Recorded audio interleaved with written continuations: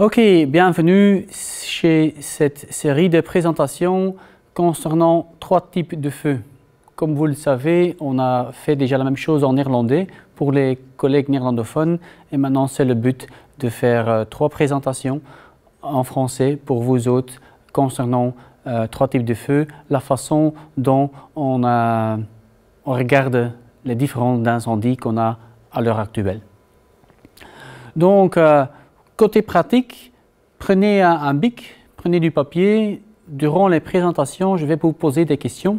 On va poser un peu la présentation pour vous donner le temps de répondre aux questions. Et comme ça, vous savez réfléchir pendant que vous regardez ces présentations. C'est plus actif, c'est plus agréable et du coup, vous allez avoir une idée sur vos niveaux de pensée. Est-ce que vous pensez d'une même manière que les idées actuelles? Vous avez des idées différentes? D'abord, un peu de science. Donc, un incendie produit de l'énergie. Ici, vous voyez une éolienne.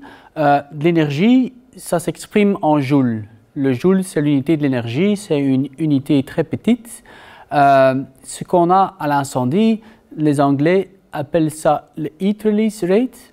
Donc, c'est un mot anglais pour la puissance, en fait. La puissance, c'est de l'énergie par unité de temps, c'est-à-dire des joules par seconde.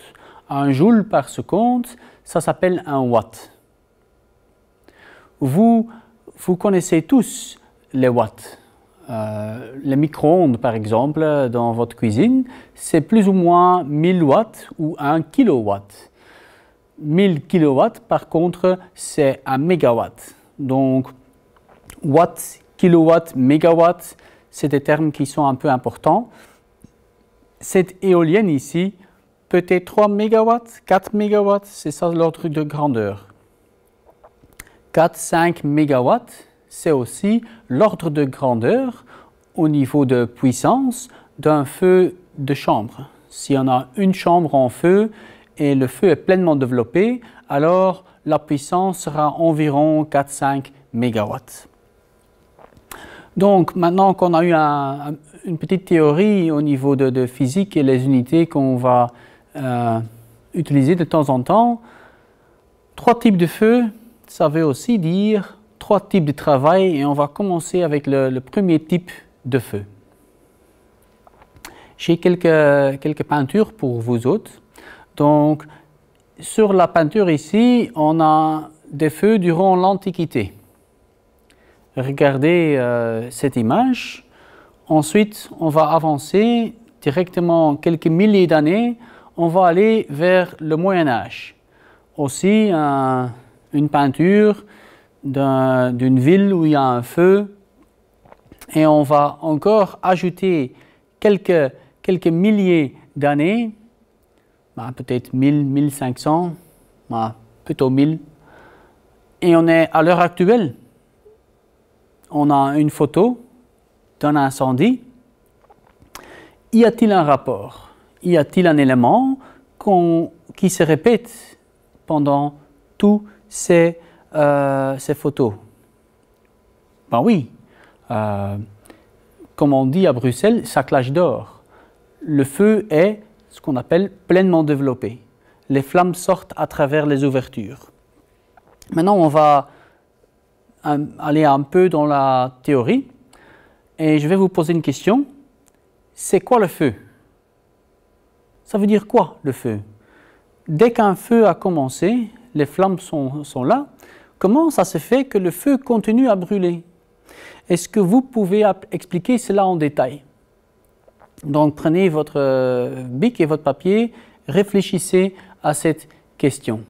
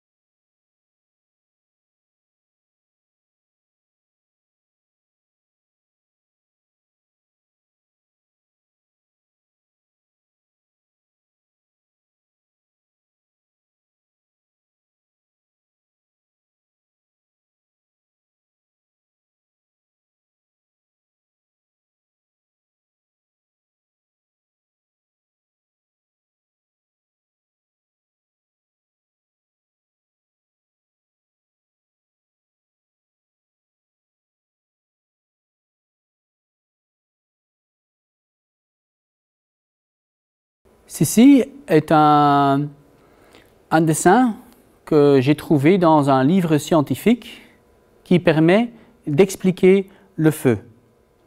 Est-ce que vous pouvez expliquer ou appliquer votre explication de là tantôt sur ce dessin?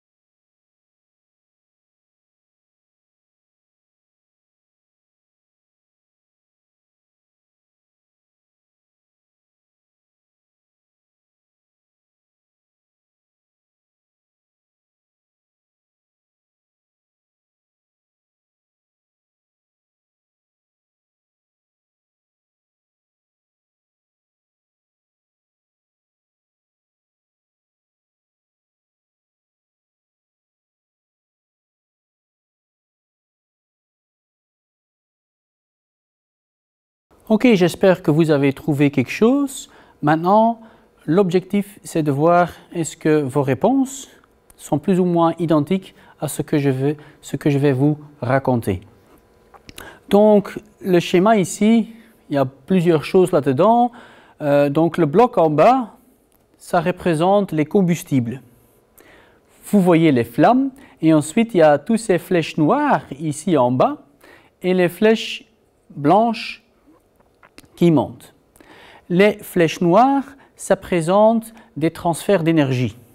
Donc, les flammes, comme vous le savez, ils sont très chaudes. Du coup, ils rayonnent vers partout, partiellement aussi vers le bas. Une partie de la radiation part vers le combustible. Là-bas, ça sert à augmenter la température du combustible. Donc ça, c'est les flèches que vous voyez ici. Ensuite, il y a de l'énergie qui est conduite dans le combustible vers le bas ou qui est enlevée par convection. Mais la température du combustible va augmenter. À un certain moment, il y a une partie du combustible qui est suffisamment chaude pour que ça commence à pyrolyser. La pyrolysation commence, la pyrolyse. C'est les flèches blanches. Le gaz de pyrolyse commence à monter. Il y a de l'air qui arrive, c'est les flèches minces, noires. C'est l'air qui arrive, qui se mélange avec les gaz de pyrolyse et qui crée un mélange qui est combustible et les flammes vont brûler ce mélange. Donc il faut comprendre que le feu, en fait, dès que ça a démarré, pour que ça continue, il y a deux systèmes qui sont en place. Le premier, c'est une production en continu de combustible.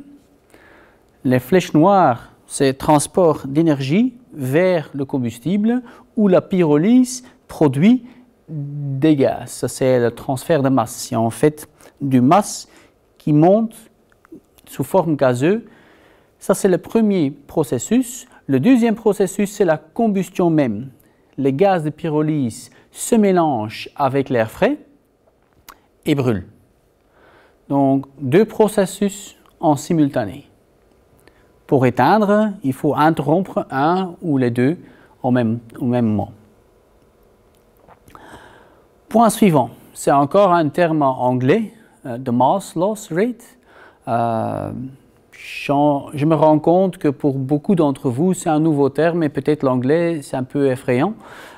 Néanmoins, tout le monde connaît un feu de camp. Imaginez-vous qu'on va construire un feu de camp sur une balance. Donc, on est en train de placer le bois et si on regarde les chiffres de la balance, on va voir que ça monte.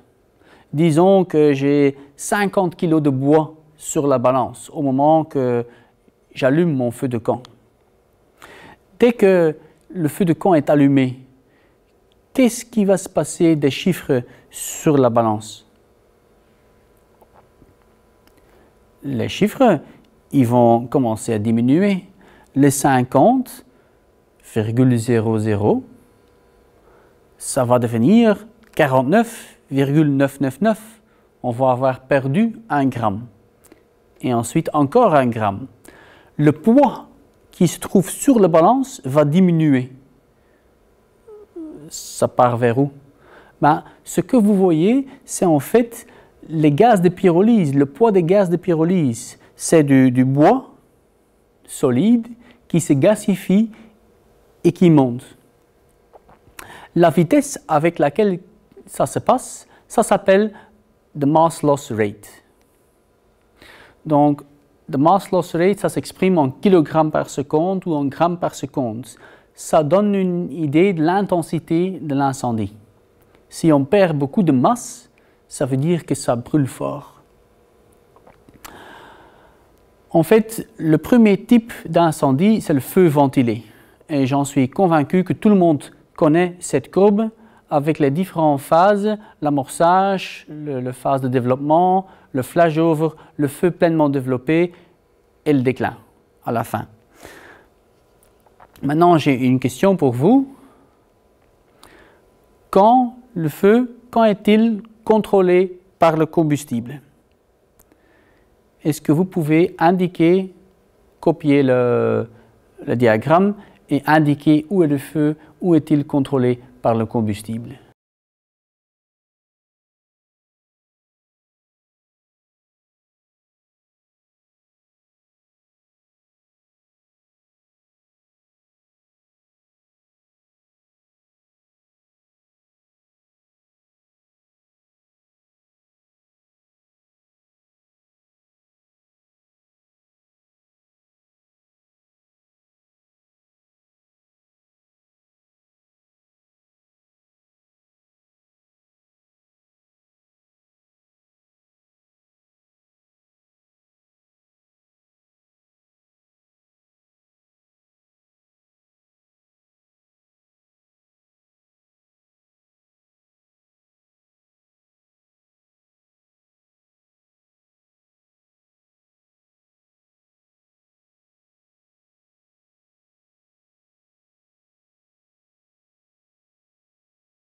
Donc, le premier type de feu qu'on a, c'est le feu ventilé.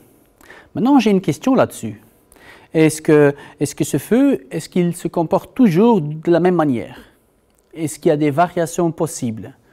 Réfléchissez à ça. Deuxième question, le délai entre les débuts du feu, c'est-à-dire les premières flamèches qui se montrent, et le flashover, c'est combien en minutes? Est-ce que vous avez une idée de ça? Et est-ce que ça a été toujours constant? Le slide suivant va nous donner une idée. J'ai fait une comparaison entre des jouets d'avant et les jouets de maintenant. Donc si on retourne vers, disons, 2000 avant Jésus-Christ et on compare avec maintenant, à l'époque, les jouets, c'était du bois et du coton, des produits naturels, quoi. Tandis que maintenant, la plupart des jouets, c'est du plastique. Et le même raisonnement est valable pour la plupart des objets qu'on trouve dans nos habitations. Ça a fort changé notre environnement à l'incendie.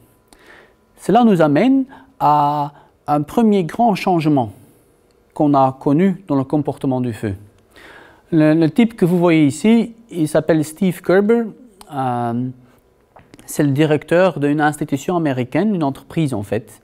Et annuellement, il dépense quelques millions de dollars pour faire des recherches sur le métier de sapeur-pompier et que le côté incendie en fait.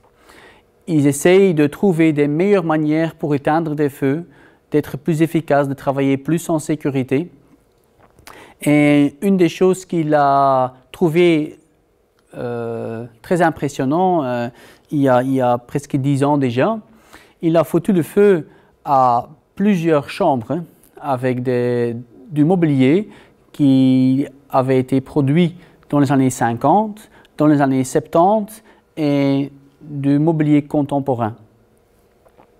Ce qu'il a trouvé, c'est qu'en 1950, le délai entre les premières flamèches et le flash-over, c'était plus ou moins 30 minutes. Tandis que dans les années 70, cette période n'était que 17 minutes. Et actuellement, on parle de 2 à 4 minutes. En résumé, l'incendie, le feu ventilé, il est devenu plus ou moins 10 fois plus vite. Ça a des changements énormes sur plein de choses, entre autres sur notre attic. Si vous voulez savoir plus et vous maîtrisez l'anglais, ici en dessous, j'ai mis la référence vers un papier scientifique où il explique ce qu'il a trouvé et comment il l'a trouvé. Je vous avais déjà dit qu'il y a un impact énorme sur la façon dont nous travaillons. Il y a 70 ans, quand les pompiers arrivaient, souvent il y avait de la fumée dans la maison et s'ils cassaient les fenêtres, la fumée pouvait s'échapper. Vu que le feu était encore contrôlé par le combustible, la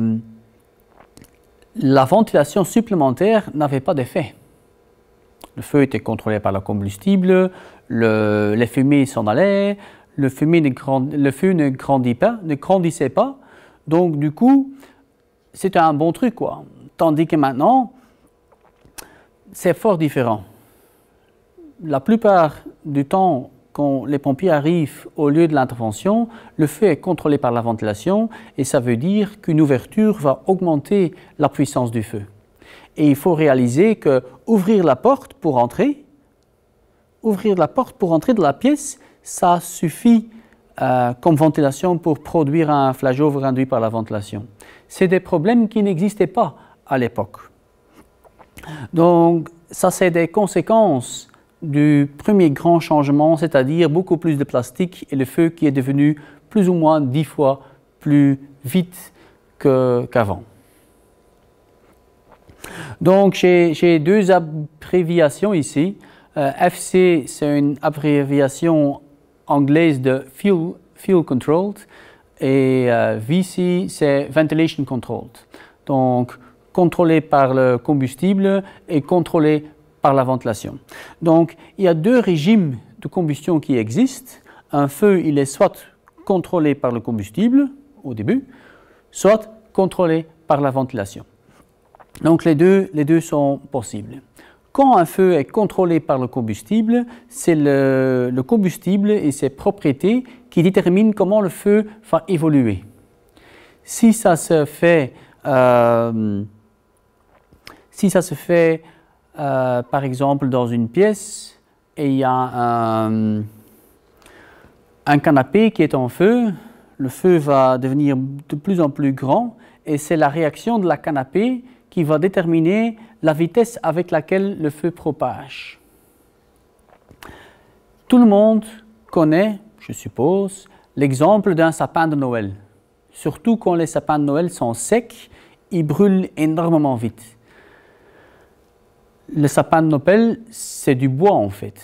Si on prend un bloc de bois, un bloc massif, ou on prend par exemple une armoire en chêne, une armoire massive comme à l'époque, les matériaux ne sont pas fort différents au niveau de composition, mais la distribution d'air, le mélange air-combustible est fort différente. Du coup, les deux objets brûlent complètement différents. Donc, c'est les objets même qui ont un impact gigantesque sur l'évolution en heat release rate, en puissance, et en réaction au feu, c'est-à-dire la surface qui est en feu et la façon dont ça s'élargit. C'est ça qui joue un rôle quand le feu est contrôlé par le combustible.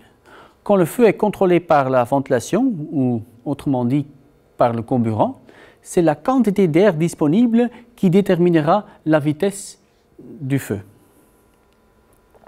Maintenant, une réponse à la question de là tantôt. Donc, un feu est contrôlé par le combustible au début, donc dans l'amorçage et dans la phase de développement.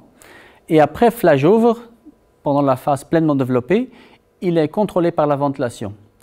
Et encore plus tard, dans le déclin, il redevient contrôlé par le combustible. Maintenant, contrôlé par la ventilation, ça veut dire quoi? On va regarder un petit film. Je vais le démarrer.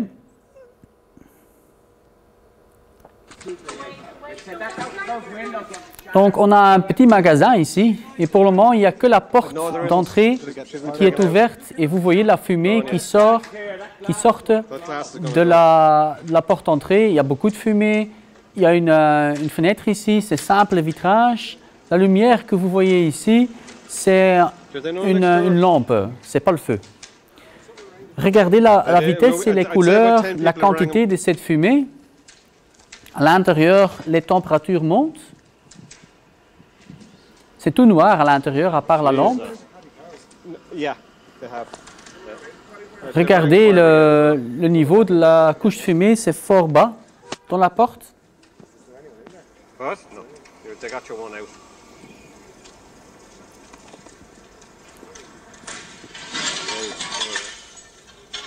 Maintenant, la fenêtre est partiellement brisée et regardez la réaction du feu. Donc, on voit une lueur orange dans le fond qui devient de plus en plus intense. Donc, le feu est en train de grandir. Regardez la porte. Il y a à peine de la fumée qui sort, beaucoup moins parce qu'ici, on a créé une ouverture au milieu. Sachez que la fenêtre est encore plus ou moins intacte. Il y a de plus en plus de verre qui va tomber et l'ouverture va devenir plus grande. Maintenant, on a un feu qui sort, les flammes sortent de la pièce. Regardez la porte. Les fumées qui sortent, c'est redevenu ce que c'était avant. Donc, il y a de nouveau plein de fumées qui sortent parce que la production de fumée a augmenté. Il y a encore une partie de vitrage qui tombe. Ça veut dire que plus d'air rentre dans un feu contrôlé par la ventilation. Ça veut dire qu'il y a une puissance supplémentaire. Et ça continue comme ça. Encore une pièce de vitrage qui tombe. Le contenu de ce magasin est toujours le même. Ça n'a pas changé. Le combustible n'a pas changé. Mais la quantité d'air qui peut entrer, ça, oui, ça a changé. Et donc, c'est dans une période relativement courte de temps. C'est que l'ouverture qui a changé et l'incendie s'est propagé. Il est devenu beaucoup, beaucoup plus grand. Donc, ceux qui sont adeptes d'une mitraillette, ça va être un peu juste. Haute pression, le débit est un peu faible. Question à poser ici, qu'est-ce qui se passe du niveau supérieur? Donc, on y est presque toutes les ouvertures sont ouvertes. Ça veut dire que le feu est presque arrivé à sa puissance maximale théorique. Mais le seul changement, c'est le vitre qui a brisé. Donc, on a vu un type de feu, le feu ventilé. Et on peut le rencontrer à des moments différents qui nous amènent deux problèmes. Le feu dans sa phase de développement, typiquement avec une couche de fumée, avec laquelle on devra faire quelque chose, et le feu pleinement développé. Comment on va approcher ces feux? Ça, on voit dans la deuxième partie.